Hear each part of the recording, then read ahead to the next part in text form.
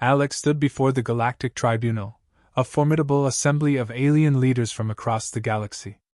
The accusation was severe: sabotage of a Galactic Council fleet. The room was filled with cold, calculating eyes, each set on Alex, who remained motionless, hands bound but spirit unbroken. The chief magistrate, a towering figure with scales that shimmered under the harsh courtroom lights, spoke in a voice that reverberated across the chamber. "You are found guilty of crimes against the Galactic Council," he declared. "Your sentence is death, by exile to Valar." A murmur swept through the gallery. Valar, the mere mention of its name sent a chill through even the most stoic of the tribunal members. Known as the galaxy's most dangerous death world, it was a planet where no sentient species had ever survived for long. Alex's fate was seemingly sealed, yet there was no sign of fear, no trembling. Instead, there was a quiet defiance in Alex's eyes, a slight, almost imperceptible smile that suggested something the tribunal hadn't anticipated. The guards moved in quickly, shackles clanking as they escorted Alex out of the courtroom. The spectators whispered among themselves, certain that Alex would be dead within days, maybe even hours. But Alex walked with a steady, confident stride, leaving the tribunal with a lingering sense of unease. Bound and restrained, Alex was thrust into a heavily guarded prison ship. The engines hummed with a low, menacing growl as the ship broke free from the gravitational pull of the Council's planet. The interior of the ship was cold and metallic, with only the occasional flicker of dim lights casting long shadows across the walls. The guards whispered among themselves, sharing dark stories about Valar. "It's a wasteland," one murmured. "Toxic air, acid rain, creatures that rip you apart just for sport," another added. "I heard the terrain shifts like it's alive. Nothing stays the same for long. It's a place where even the planet itself seems to want you dead." Alex listened, silent, absorbing every detail. The ship's captain, a seasoned officer, glanced back at Alex through a small window separating the cockpit from the prisoner's hold. He smirked, convinced this would be an easy mission: drop off the prisoner and return with a report of certain death. The crew's eyes gleamed with a mix of anticipation and dread, knowing they were about to witness what they believed would be a swift and inevitable demise. The ship finally reached Valar's orbit. The red, swirling mists of the planet's atmosphere were visible through the small viewport, a sight that made even the seasoned crew members avert their gaze. With a jolt, the ship's cargo door opened, and Alex was thrust onto the surface of the death world. The door slammed shut behind, and the ship quickly ascended, leaving Alex alone in the hostile wilderness. The air was thick and acrid, burning the lungs with every breath. The ground was dry and cracked, resembling a barren wasteland where life had long since given up. Strange noises echoed in the distance, the cries of unseen creatures, the rustle of movement in the shadows. Alex stood still, taking in the surroundings. The landscape stretched on endlessly, broken only by jagged rocks and the occasional patches of withered, poisonous plants. With a deep breath, Alex set to work. A quick survey of the area revealed a small stream, its waters murky and questionable. Alex carefully approached, checking for predators, before filling a small makeshift container with water. The stream was likely laced with toxins, but Alex knew how to filter and purify it. Earth's harsh environments had taught many lessons, and this was just another challenge. A sound broke the stillness, a low growl, followed by rapid footsteps. A pack of predatory creatures appeared from the shadows, their eyes glowing with a hunger that knew no bounds. Alex grabbed a sharp piece of rock and positioned it defensively, standing tall, analyzing the situation. The creatures lunged, but Alex sidestepped, striking one with precision. The rest hesitated, sensing a fight they hadn't expected. For a moment, there was a standoff before the pack retreated, disappearing back into the darkness from which they came. The sky darkened rapidly as a violent sandstorm rolled in, fierce winds carrying sharp particles that cut like blades. Without hesitation, Alex began to gather debris, fallen branches, rocks, and dried foliage. With quick, practiced movements, a makeshift shelter was built against the side of a rocky outcrop. Alex huddled inside, shielded from the worst of the storm, calm and composed. Hours passed, the storm howling outside like a wild beast. Alex stayed focused, using the time to plan. The immediate threats had been dealt with, but there was much more to come. The real challenge lay ahead, not just surviving, but thriving. Alex knew this was a test, and more than anything, it was an opportunity. As the storm began to subside, Alex emerged from the shelter. The ground was covered in a fresh layer of sand, and the air was thick with the scent of earth and minerals. Breathing deeply, Alex felt a surge of determination. This was just the beginning. Every step, every decision, would be a new battle. But Alex was ready, prepared to confront whatever Valar had in store. The first challenge came quickly. The ground seemed solid, but every step felt uncertain. Within moments, Alex's foot sank into a patch of quicksand, a subtle death trap waiting for any misstep. Instinct kicked in.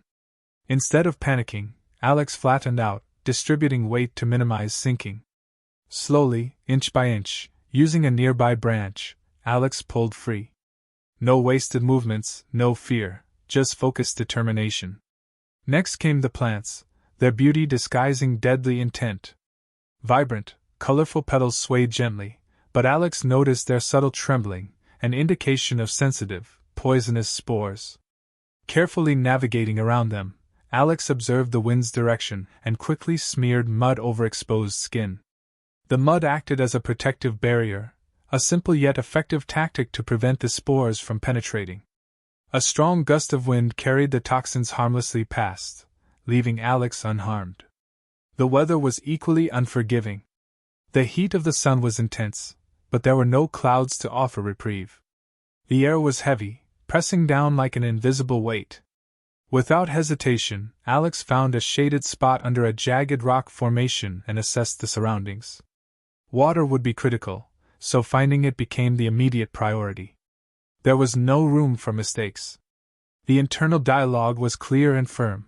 Every move counted. This was not about mere survival but proving a point to the tribunal. Humans could adapt to anything, even the worst conditions imaginable. Over the next days, Alex began using the planet's resources with remarkable ingenuity. By observing the behavior of small creatures, Alex identified the few plants that were edible and safe, marking them with stones to remember. Water was scarce, but condensation collected on certain leaves during the cold nights.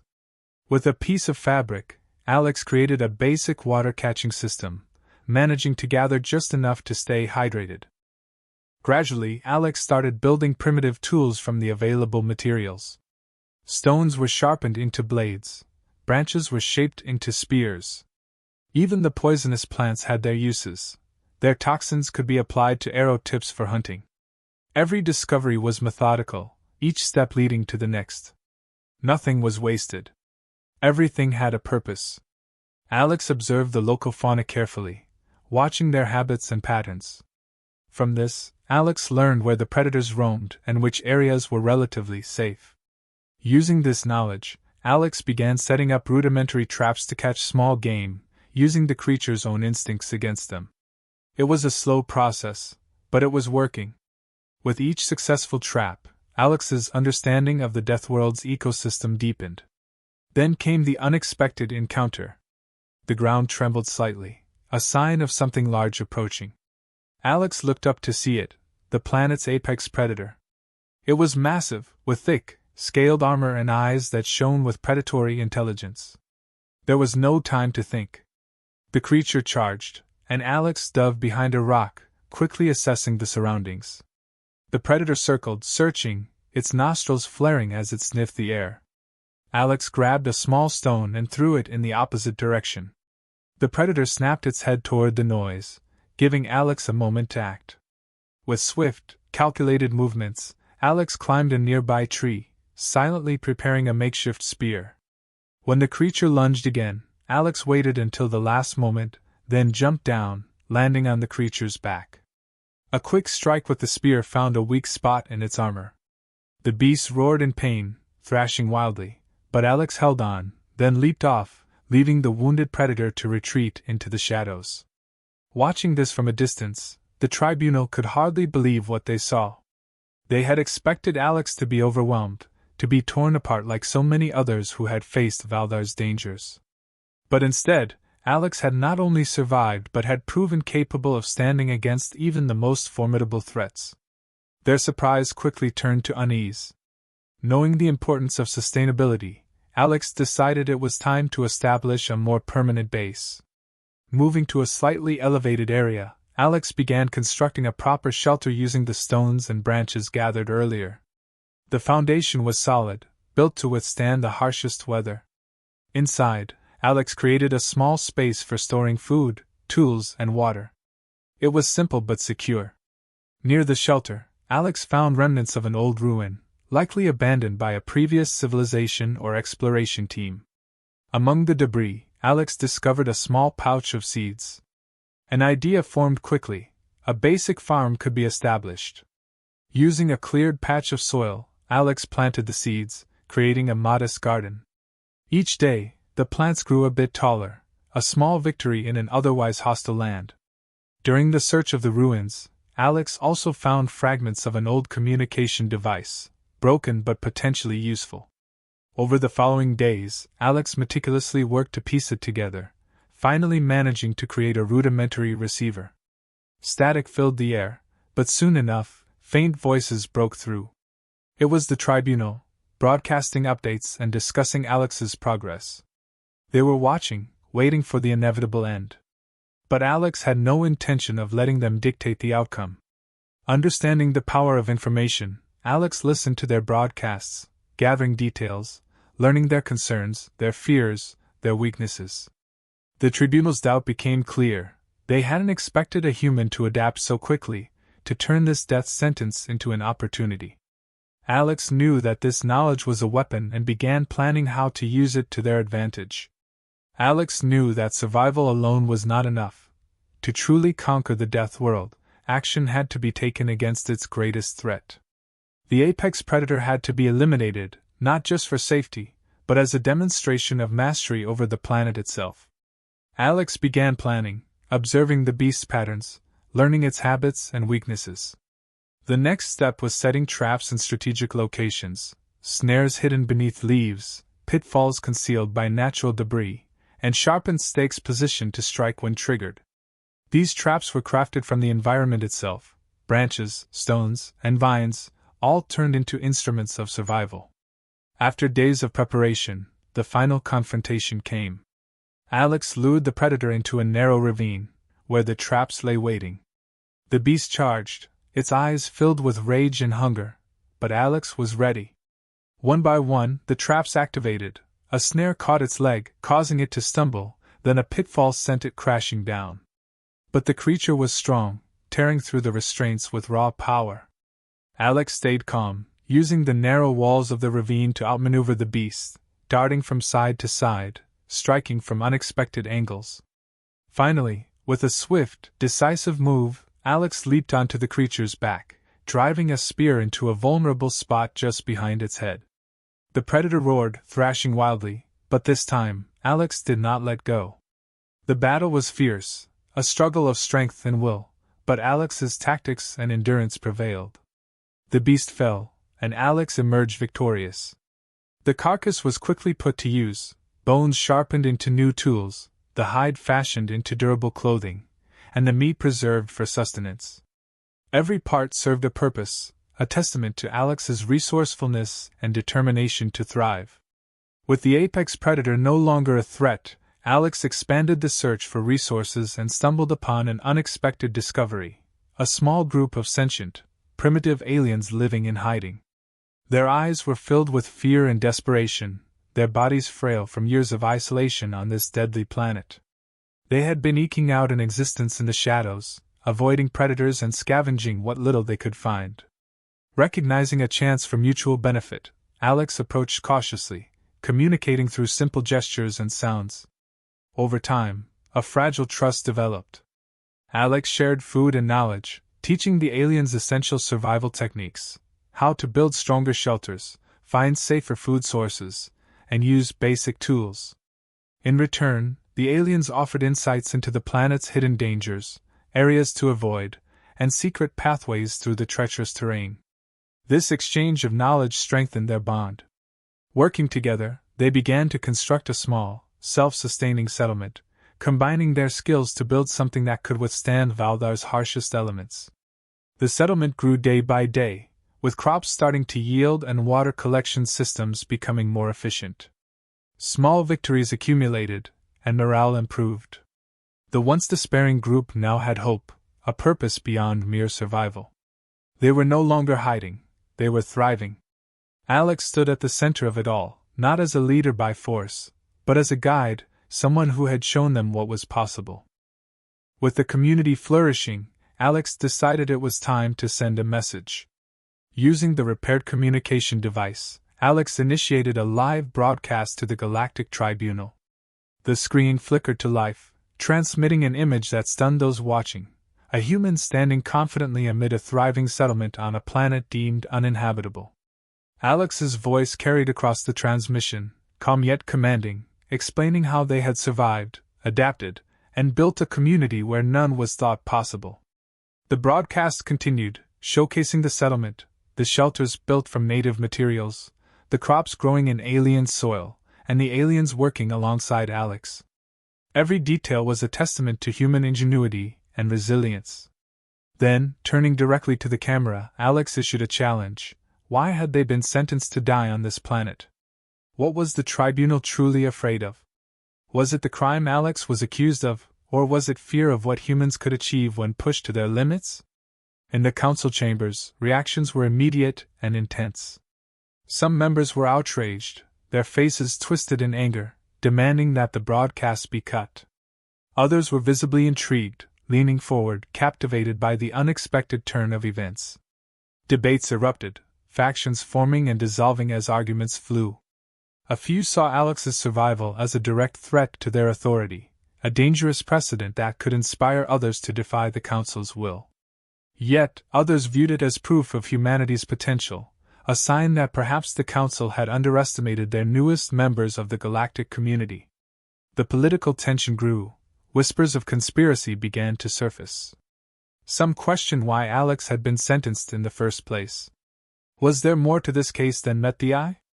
What secrets lay hidden behind the tribunal's decision?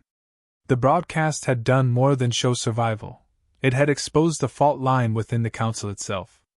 And Alex, from a planet meant to be their tomb, had managed to set off a chain reaction that no one could have anticipated.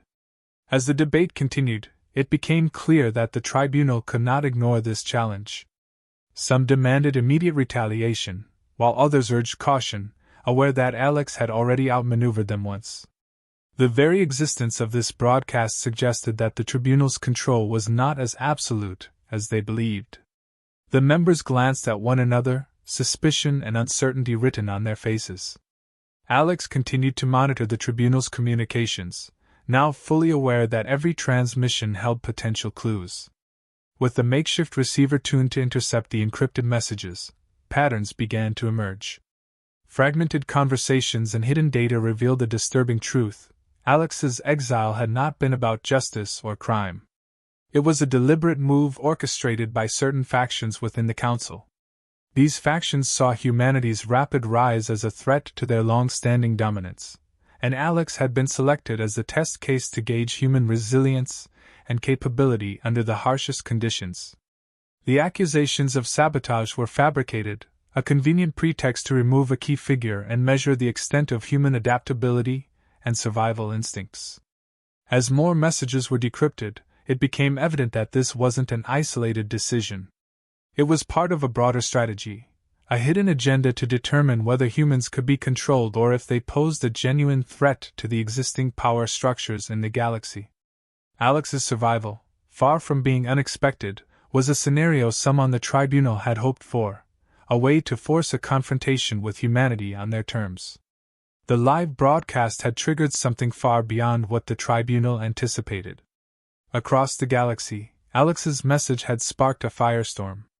Alien species, long suppressed by the Council's heavy-handed rule, saw in Alex a symbol of defiance and hope.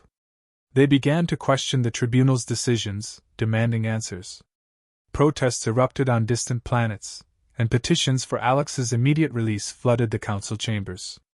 Some species viewed the survival story as proof of human tenacity and advocated for Alex's recognition, even integration into the council as a full member.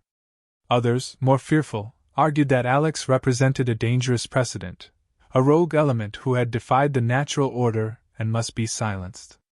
Amid the chaos, Alex's message took on a life of its own, becoming a rallying cry for freedom and justice. Oppressed species began to unite, inspired by the defiance against impossible odds. They called for a new order, one where might did not dictate right, where survival was not governed by those who deemed themselves superior. The tribunal, caught off guard, found its authority challenged on multiple fronts. What had been intended as a calculated test was rapidly spiraling into a galactic uproar. Aware of the shifting tides, Alex knew retaliation would come soon. The settlement had to be fortified, the community prepared. Training sessions intensified, and Alex taught the native aliens defensive strategies, using their knowledge of the terrain to set up traps and ambush points. Every villager took on new roles: scouts, defenders, engineers. The settlement's perimeter was reinforced with sharpened stakes, and natural barriers were converted into defensive walls. Watchtowers were erected from where they could monitor any approaching forces. Knowing a direct confrontation would likely end in annihilation, Alex devised an audacious plan to force the tribunal's hand. It wasn't enough to survive, they had to change the narrative, shift the balance of power. Alex sent a carefully coded message through the broadcast frequencies, suggesting an alliance among the species questioning the tribunal's rule. A coalition could be formed, not just to resist, but to demand accountability and change. As the tension mounted, the tribunal was thrown into turmoil. The council chamber buzzed with heated debate. Some factions, fearing a full-scale uprising, pushed for immediate action to eliminate Alex and crush any rebellion. Others argued for negotiation, suggesting that Alex's actions could be used as a bargaining chip to reinforce their own positions within the galactic power structure. The split was stark, and it became clear that no consensus could be reached easily. Then, a message came through from a secret faction within the council. They had been watching the unfolding events and saw an opportunity. They reached out to Alex, offering a deal. If Alex agreed to expose the corruption and manipulations within the tribunal, they would ensure Alex's freedom. This faction had grown disillusioned with the council's heavy-handed rule and saw in Alex a chance to bring reform, to shake up the old order without bringing the entire structure crashing down. Alex considered the offer, understanding the risk and potential consequences. The secret faction could be playing their own game, seeking to use Alex as a pawn in their political maneuvering. But there was also an opportunity here, a chance to leverage their position to achieve something greater. Alex replied with a counteroffer. The terms would be set by Alex, not the council. The full truth would come out, and it would be up to the galaxy's people to decide the tribunal's fate. There would be no more backroom deals, no more hidden agendas. The tribunal, desperate to regain control, launched a covert operation aimed at eliminating Alex and the settlement once and for all. Under the cover of darkness, a fleet of stealth ships descended toward Valar, carrying heavily armed strike teams. Their orders were clear: neutralize Alex, destroy the settlement, and broadcast the victory as a warning to anyone who might challenge the tribunal's authority. But Alex had anticipated this move. Over the past weeks, careful preparations had been made, and traps set throughout the perimeter of the settlement. Knowing the terrain like the back of their hand, Alex had used the Death World itself as a weapon. As the tribunal's forces advanced, they triggered hidden pitfalls and explosive traps crafted from volatile minerals. The attackers were caught off guard, their confidence shaken by the ferocity and cunning of the defenses. The battle was intense, each side fighting with everything they had. Alex's community, though smaller in number, fought with the desperation of those with nothing to lose. They struck from the shadows, using guerrilla tactics and the cover of the terrain. The tribunal's forces, accustomed to straightforward combat, found themselves struggling against an enemy who knew every inch of the ground they fought on. Amid the chaos, Alex decided it was time to take the offensive. Using the cover of a dense fog rolling in from the planet's swamps, Alex led a counterattack, directing small groups to flank the enemy from unexpected angles. Fires were lit to obscure vision further, and sharpened spikes were deployed in choke points. As the tribunal's forces stumbled and regrouped, Alex made a bold move. A strategic broadcast began, using the repaired communication device to capture and transmit live footage of the battle. The broadcast wasn't just a display of defiance, it was a carefully planned reveal. As the battle raged on, footage showed intercepted communications from the tribunal, exposing the lies and manipulation behind Alex's exile and the corrupt motivations driving the current attack. The galaxy watched in real time as the tribunal's secrets were laid bare. Panic spread among the council members, realizing they were now fighting a battle on two fronts, one on Valar and another in the court of public opinion. Realizing they were losing both battles, the tribunal was forced to call for a temporary ceasefire. Their forces, demoralized and disorganized, began to pull back, unsure of their next move. Alex's tactics and unwavering resilience had not only outmaneuvered their physical assault but also struck a critical blow against their credibility. The tribunal had no choice but to reassess their strategy. The broadcast sent shockwaves through the galaxy. Many species, long oppressed by the tribunal's autocratic rule, seized the moment. Protests erupted on countless worlds, and revolts broke out against local representatives of the council. What had begun as a battle for one person's survival now sparked a massive political upheaval. Alex's actions became a catalyst for change, a symbol of resistance against tyranny and corruption. In the days that followed, messages of support poured in from every corner of the galaxy. Alien races previously silent or subjugated found new voices, and alliances were formed. Alex was hailed as a hero, a beacon of hope for all who had suffered under the tribunal's rule. The pressure on the council grew unbearable, and they were forced to extend an invitation to Alex to join the Galactic Council, not as a criminal, but as a representative of humanity. The tribunal faced its own reckoning. Factions within the council that had previously remained silent or complicit now demanded accountability. Internal investigations were launched, and the once unshakable leadership of the tribunal began to fracture. The council's stance on humanity shifted, from viewing them as a threat to recognizing them as a force for potential change, a species that could no longer be ignored or underestimated. Alex stood before the galactic community, reflecting on the journey from exile to this unexpected position of influence. What had started as a desperate fight for survival had become a testament to human resilience, ingenuity, and adaptability. Alex addressed the galaxy with a message that resonated far and wide, speaking not of vengeance or domination, but of unity and the strength that comes from diversity and cooperation. Humanity's strength, Alex declared, did not lie in its power to conquer but in its ability to survive, adapt, and thrive against all odds. It was a call for a new era, where no species should have to live in fear of another, where every being had the right to seek their own path and forge their own destiny. Alex's words struck a chord, echoing through the ranks of the oppressed and hopeful alike.